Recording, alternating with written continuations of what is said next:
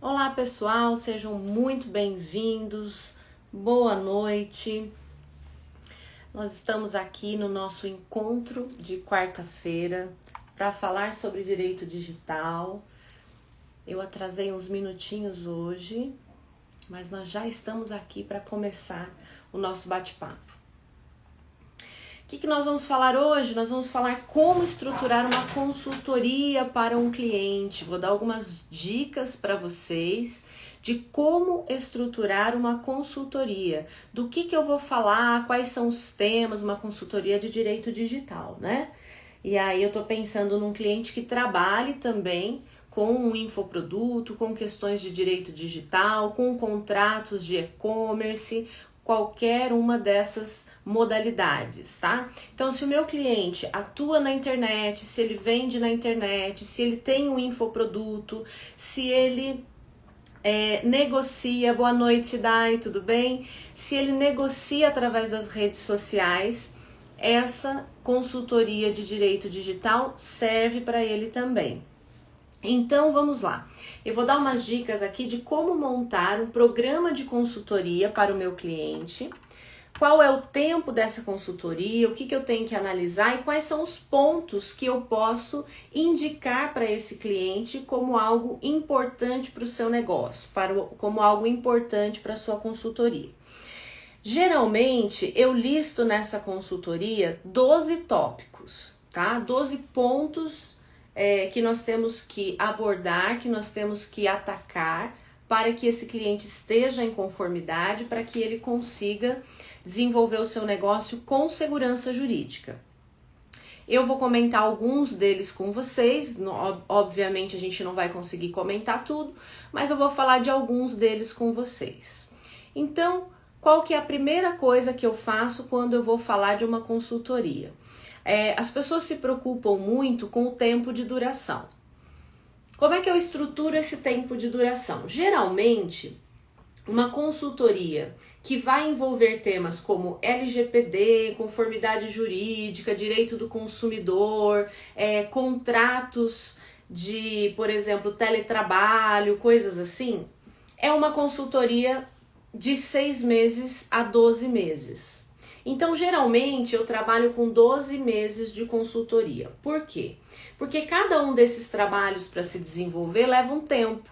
Então, por exemplo, se você vai fazer uma consultoria de LGPD, você tem minimamente 3 fases para passar por essa consultoria. Laurindo, tudo bem? Ó, meu colega de faculdade.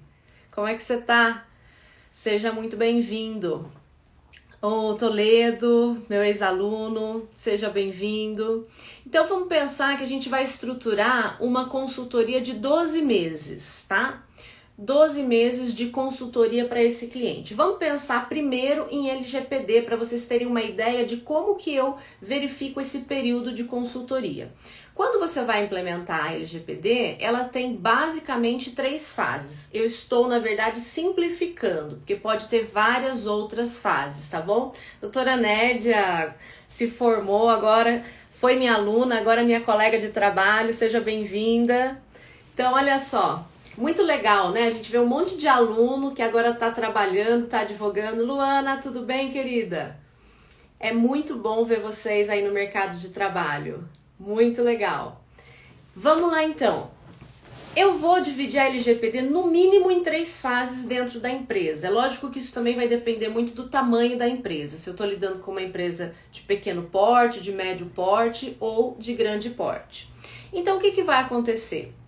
A primeira fase vai ser uma fase de averiguação, de análise de procedimentos. Então você vai precisar analisar todo o trajeto de dados pessoais que acontecem dentro da empresa. Significa dizer que você vai olhar para os funcionários, vai olhar para os fornecedores, vai olhar para os parceiros, ou seja, todas aquelas pessoas que estiverem dentro da cadeia daquele negócio e que transportem e que recebam ou enviem dados pessoais precisa ser mapeado. Querendo ou não, você faz um mapeamento de processos aí. Então, só para fazer esse mapeamento, se você estiver numa empresa de médio porte ou de grande porte, você já vai levar às vezes um mês, às vezes mais do que um mês para fazer esse mapeamento. Esse mapeamento é uma fase muito importante, porque é daí que você vai levantar todos os outros elementos que você precisa para verificar a conformidade e propor as alterações necessárias e a maneira que eles devem tratar e manusear aqueles dados. Além disso, depois que você mapeia todo o processo, agora imagina uma empresa de médio porte. A empresa tem 100 funcionários. Opa, desses 100 funcionários, quem é que tem acesso? Quem é que vai manusear esses dados? Geralmente não são todos os funcionários, né?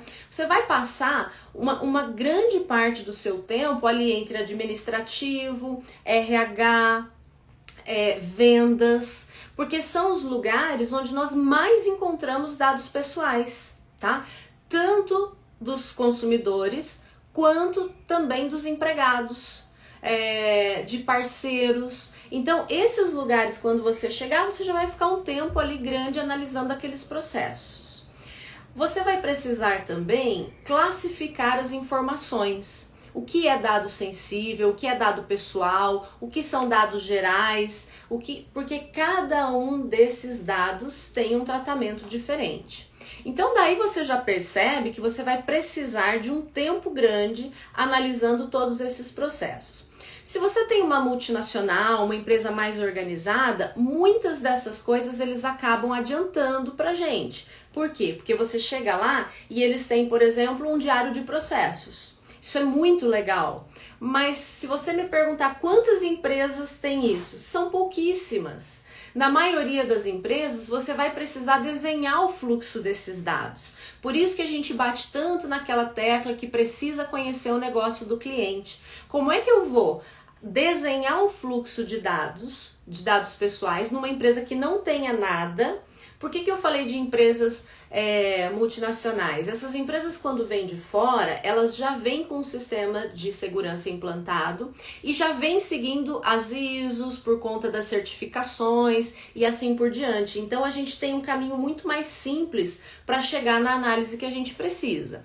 Agora, se você me perguntar qual é a porcentagem de empresas que a gente atende, assim, é o mínimo. É o que nós temos de monte aí, são empresas de pequeno e médio porte que sequer têm um fluxograma da empresa, muitas vezes, tá? Isso é comum, às vezes você chega lá e diz, olha, eu preciso do fluxograma, eu preciso da entrada de processos, e aí eles ficam olhando pra tua cara assim, né, com aquela cara de paisagem, pensando, o que seria isso?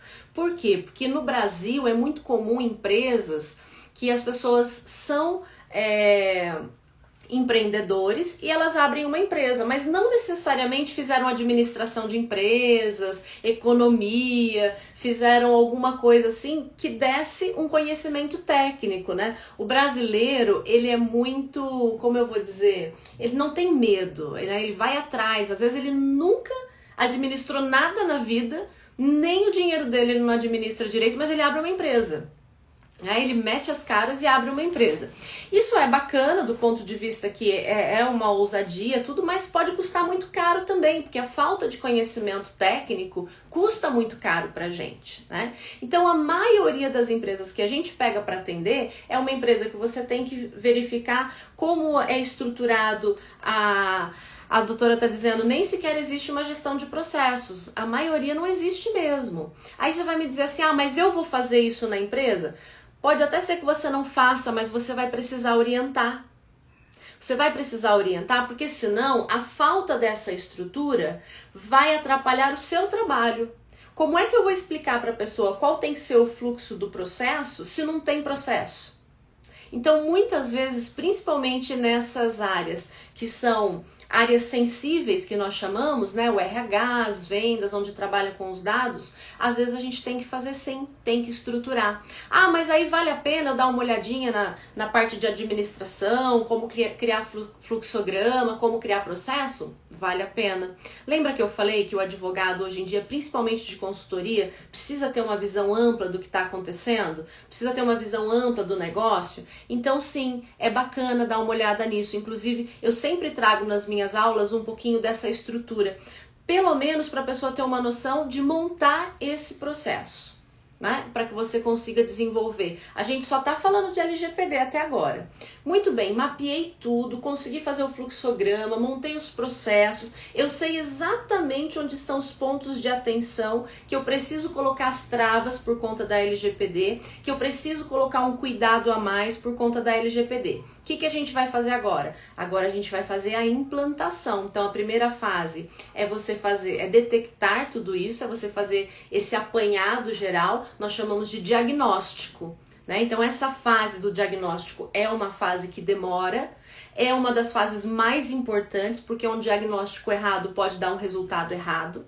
Depois do diagnóstico, eu vou para a segunda fase, que é a implantação. Mapeei tudo, aquilo está muito claro para mim, eu estou vendo onde eu preciso trabalhar, então vamos lá. Eu vou implantar tudo aquilo que eu necessito, todos os meus processos de conformidade, para conseguir dar o nível de segurança que aqueles dados precisam.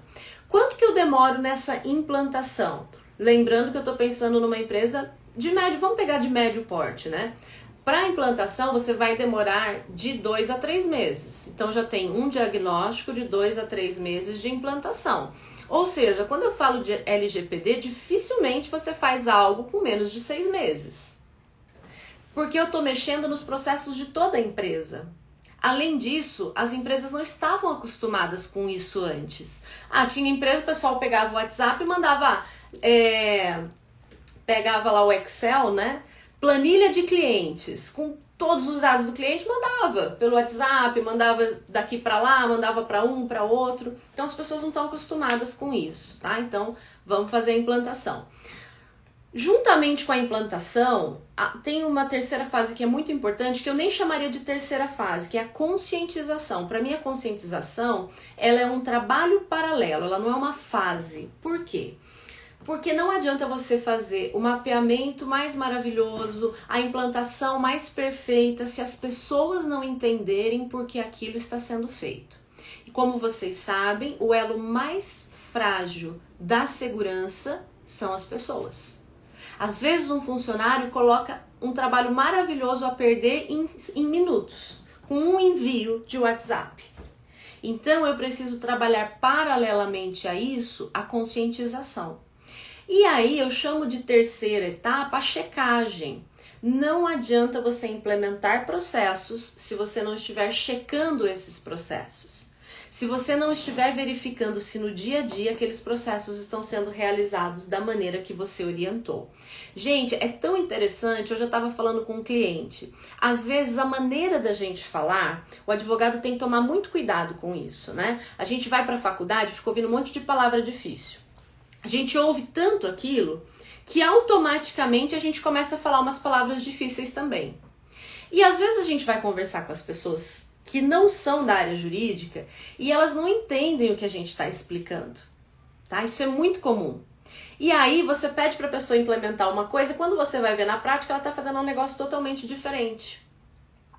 Essa questão da comunicação é um negócio muito importante quando a gente está prestando consultoria.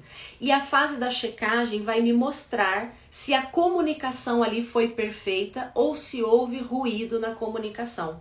Ou por parte de quem falou, ou por parte de quem ouviu, não importa. Se a comunicação não foi perfeita, se houve um ruído ali, eu não vou ter o resultado que eu queria. Se eu não tiver o resultado que eu queria, compromete o meu trabalho. Então eu costumo dizer assim, você tem que entender a respeito de tudo que compromete o seu trabalho. Porque senão, no final das contas, vai ficar feio e vão dizer que a culpa foi sua, não é? Hoje eu estava falando com um cliente.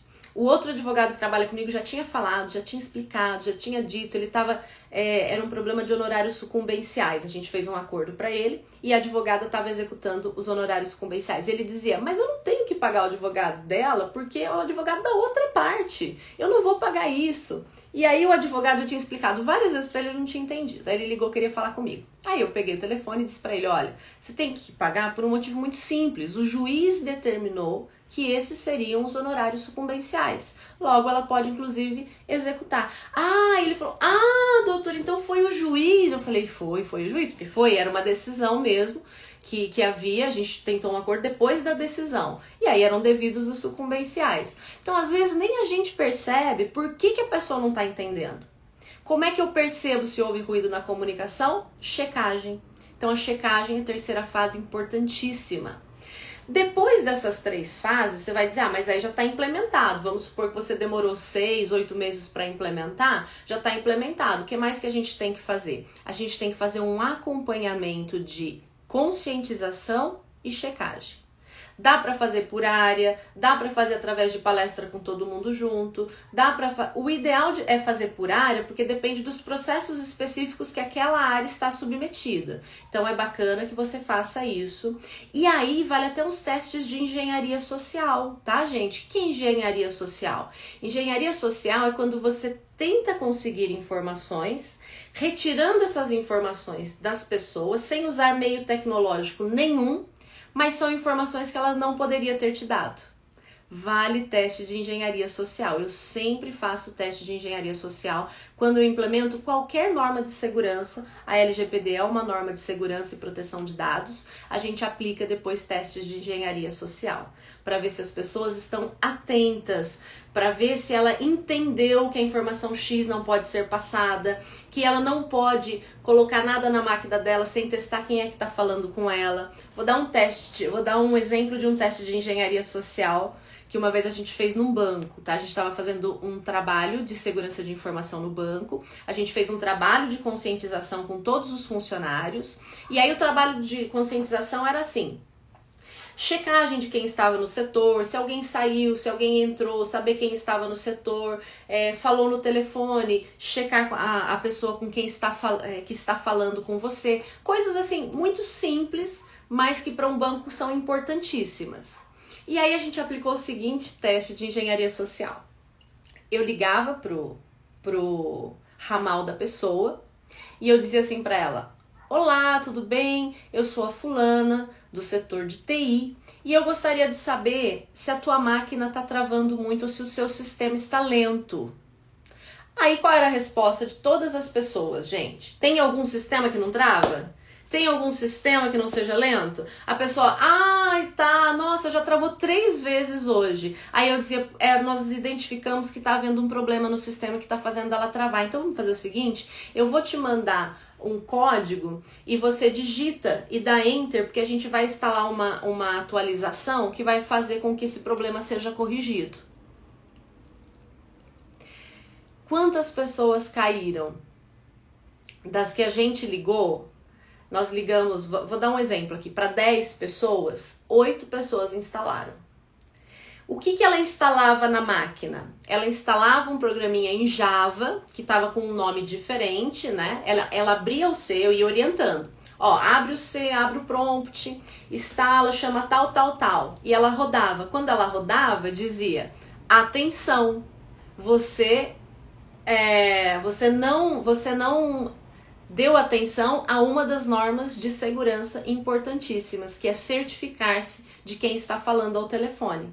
E aí aparecia na tela da pessoa para ela ver que aconteceu alguma coisa ali que não estava legal. Então isso é muito bacana de fazer com LGPD também, tá? Esse exemplo que eu dei não é de LGPD, tá? É de Sistema de Segurança de Informação. Mas tem vários outros que a gente pode usar para segurança de informação e que é muito legal. Quanto tempo eu gastei nisso? No mínimo de 6 a 8 meses e por aí vai. Mas eu tô fazendo só LGPD no meu plano de consultoria? Não, eu tô falando da LGPD que geralmente é a mais longa. O que mais que eu proponho no meu plano de consultoria? Registro da marca da empresa, caso ela não tenha uma marca registrada ou tenha algum produto que não seja devidamente registrado. Aí eu vou até o INPI, Instituto Nacional de Propriedade Industrial, vou fazer uma busca no banco de dados dele para verificar se aquela marca já existe ou não e se ela pode ser registrada.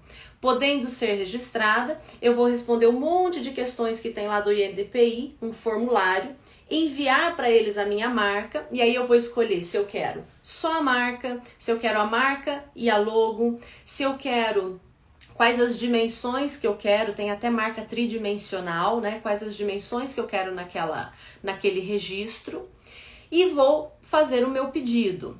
O INPI tem uma coisa muito bacana que é o princípio da anterioridade. Então, Se você tem a marca, você entrou primeiro, você tem o princípio da anterioridade ali, você tem direito àquela marca.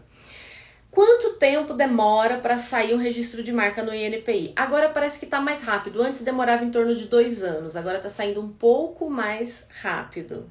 Galdino, seja bem-vindo. Então, a gente vai demorar esse tempo todo, mas a gente faz o procedimento inicial, depois a gente só vai acompanhando. Antes o INPI tinha uma revista própria que eles faziam as comunicações, era um problema. Agora não, vem na OAB do advogado, então é bem mais fácil para você acompanhar, tá? Mas a marca você vai ter mais problema no registro, depois você só vai acompanhar. Só vai ter problema se tiver oposição. Se alguém chegar e disser, opa, eu já tenho uma empresa que tem esse nome, essa empresa está registrada na junta com data anterior ao pedido de registro.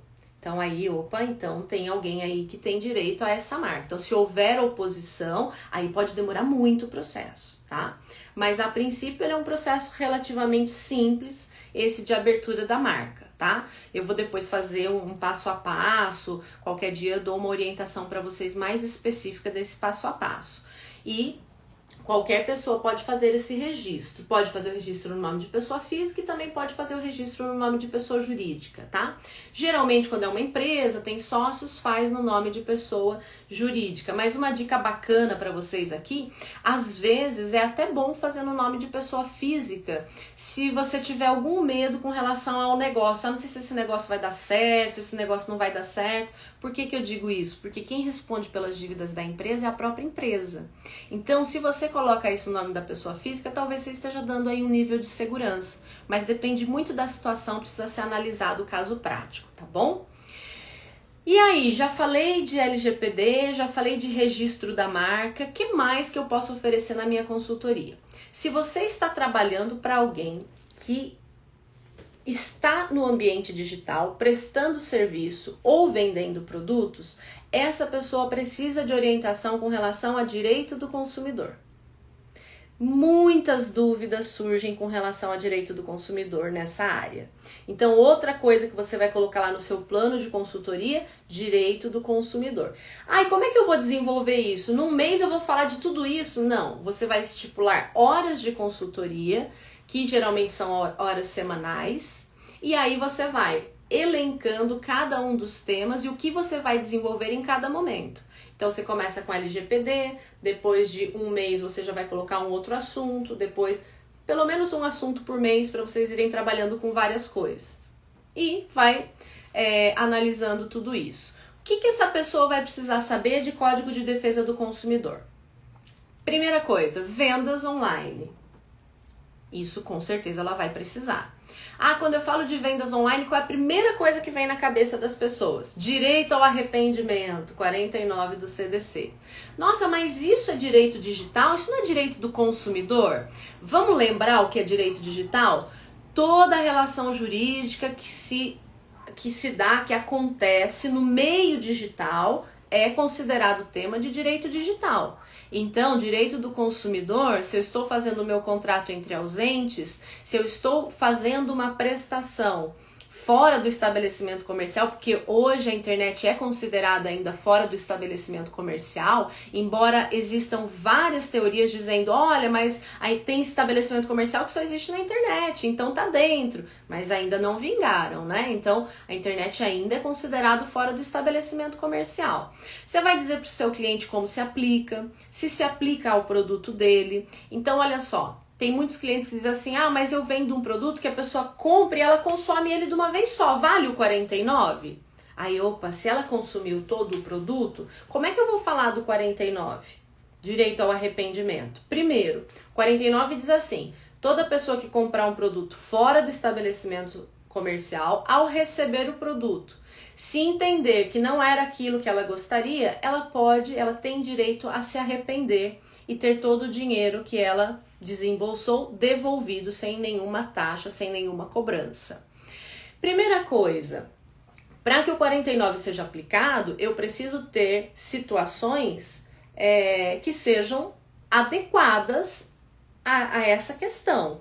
Se quando eu recebo uma coisa, eu já utilizei aquela coisa por completo, obviamente é uma exceção ao 49. Então você vai ter que analisar qual é o produto do seu cliente para verificar se enquadra ou não.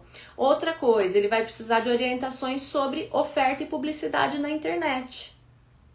Como é que eu faço cumprir a oferta? Qual é o tipo de oferta que ele pode fazer? Quais são os limites dessa oferta? Como que vincula? Como que não vincula? O que o consumidor pode exigir? Eu tenho que pensar que na internet eu sempre estou alcançando um número de consumidores muito grande e que pode ter vários níveis diferenciados de compreensão, de entendimento, então eu tenho que tomar muito mais cuidado com a minha oferta. Outra coisa, essa oferta vai atingir muita gente num curto espaço de tempo, também preciso dar orientações sobre isso, sobre a publicidade em geral. Então são temas que precisam constar na sua consultoria. Ah, tem mais coisa? Tem muito mais coisa. Tem trabalho remoto, por exemplo, tem que constar na sua consultoria. Tem a questão de você organizar grupos de WhatsApp, Telegram, também vai constar na sua consultoria. Lembra que eu falei? São 12 pontos que tem dentro dessa consultoria. Hoje a gente falou rapidamente de LGPD, de registro de marca, e falamos de direito do consumidor aplicado às relações de consumo na internet. Mas tem todas essas coisas que nós também podemos colocar na nossa consultoria. Tá vendo quanto assunto você pode colocar nesse plano de consultoria? Aí quem estava achando que não dava um ano de consultoria, tem assunto, vai faltar tempo para você tratar de tanto assunto quanto nós temos para oferecer numa consultoria. E todos eles super importantes, todos eles que impactam diretamente o negócio, e por isso eu digo que o advogado que atua com consultoria, que mitiga o contencioso, consegue auxiliar o cliente e ser uma peça importante na estratégia da empresa. E aí, quando você começa a ser parceiro da empresa, quando o cliente começa a ver que o que você está fazendo está gerando resultados, você pode ter certeza que a sua consultoria não acaba em um ano e você vai ter aí longos períodos auxiliando como uma peça estratégica dentro da empresa. Gostaram? Participem às quartas-feiras, cada quarta-feira vai ter uma dica diferente para que você consiga abrir os olhos, para que você consiga ampliar os seus horizontes a respeito de direito digital, que é o futuro é agora e é uma das áreas mais promissoras do direito. Então, todas as quartas-feiras, às 19 horas, nós estamos por aqui. Espero por vocês. Um beijo grande e até a próxima quarta-feira. Tchau, tchau!